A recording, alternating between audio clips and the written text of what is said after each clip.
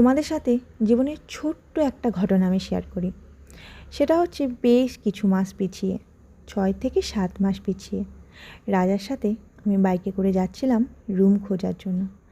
তখন কেন জানি না হঠাৎ করে বাইকের পিছনে বসে বসে আমার মনের মধ্যে একবার ঠিক একটা ভাবনা চিন্তা হয়েছিল, আচ্ছা যদি এমন কিছু রুম আমরা পেয়ে যাই যে যেখানকার মালিক বাইরে থাকবে, অথচ আমরা ওখানে যারা থাকবো তাদেরকে গাছপালার দায়িত্ব দিয়ে যাবে।